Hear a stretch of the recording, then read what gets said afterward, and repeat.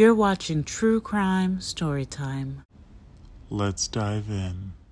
Today, we're delving into a chilling case that blends home renovation nightmares with a tragic murder in Orlando, Florida. Our story revolves around David Tronnes and Shanti Cooper, a couple whose dream home became the scene of a horrific crime.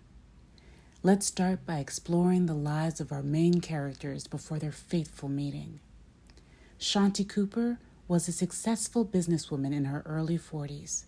She ran a thriving financial software company and was known for her vibrant personality, sharp business sense, and dedication to her son, Jackson, from a previous marriage. Shanti had built a comfortable life for herself in Orlando, Florida, and was navigating the waters of a recent divorce. David Tronnes, on the other hand, was in his late 40s and living in Minnesota. He too was going through a divorce and worked in the field of information technology. Tronnes had a history of failed relationships and financial struggles, but he maintained an outward appearance of wealth and success. In 2013, fate brought these two together through an online dating site. Despite the geographical distances, their relationship quickly blossomed.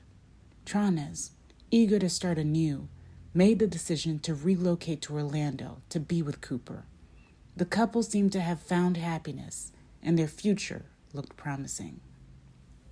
As their relationship progressed, Tronnes and Cooper set their sights on a grand project: the renovation of a 4,000-square-foot Victorian home on East Copeland Drive in the affluent Delancey Park neighborhood. The house, complete with gargoyles, a pool, and a garage apartment, captured their imagination. They envisioned transforming the vintage Victorian into a modern, open-concept living space.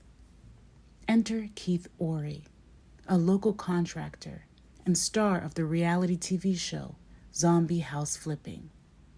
Ory saw potential in featuring the couple's ambitious project on his show, adding an element of excitement to the renovation. Little did anyone know that this house would become the centerpiece of a horrifying crime. As the walls came down, so did the couple's relationship. The house was stripped to its bare bones, creating not just structural risks, but also exposing the cracks in Tronnes' and Cooper's marriage. The mounting cost of the renovation led to increasing tensions between the couple. The financial strain was significant. Cooper's successful business was funding most of the renovations, which had spiraled out of control. The house, once a symbol of their love and future together, had become a source of constant stress and arguments. Tronnes, who had not put Cooper's name on the property deed, seemed obsessed with the project, often prioritizing it over their new relationship. The tension reached a point where the couple was physically separated within their own home. Cooper moved into the garage apartment, while Tronnes continued to live in the main house, now a mere shell of its former self. This arrangement only served to deepen the rift between them. Then, on April 24th, 2018, tragedy struck. Shanti Cooper was found dead in the very house she had hoped would be her dream home. David Tronnes made a frantic 911 call, but his story immediately raised red flags for investigators. Inconsistencies in Tronnes' 911 call were glaring. He claimed to have found Cooper unresponsive in the bathtub, but his description of events didn't match the physical evidence at the scene. Here's part of that call.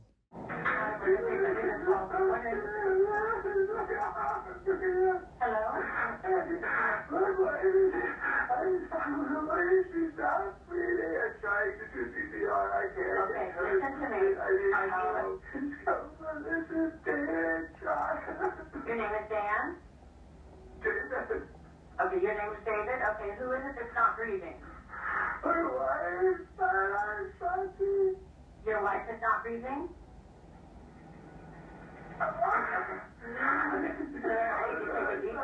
Take a deep breath. Listen to me. I'm going to get the paramedics so we can try and get her some help, okay? Tronnes sounded oddly calm and detached during the call, lacking the emotional distress one would expect from someone who had just found their spouse dead.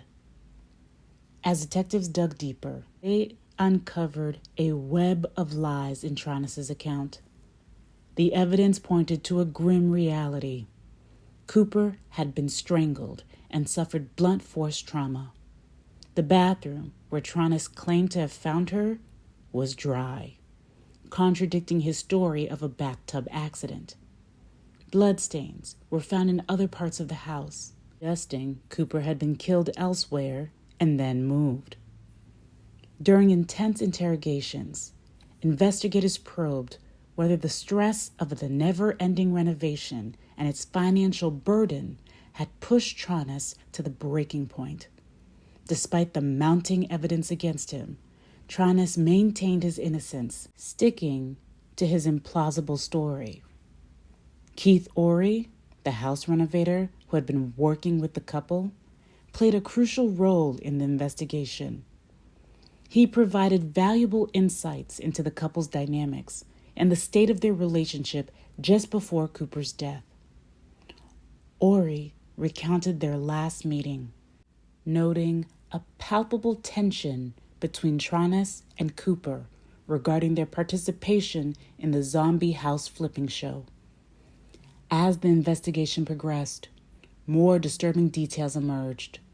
It was revealed that Tronnes had been leading a double life, engaging in secret affairs and frequenting gay bathhouses.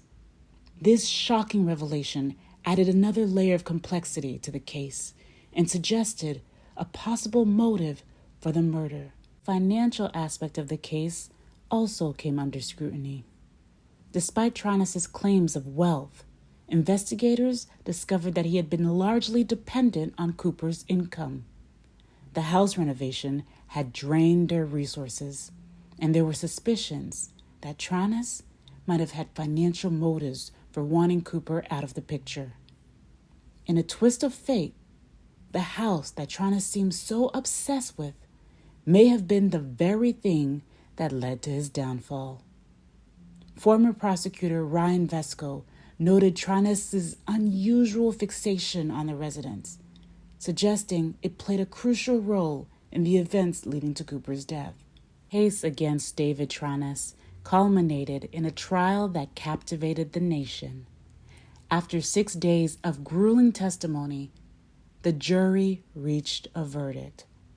Tronnes was found guilty of first-degree murder and sentenced to life in prison. The conviction brought a sense of closure to Cooper's family, particularly to her son, Jackson. In an emotional statement to the court, Jackson described the profound impact of his mother's death, expressing relief that justice had been served.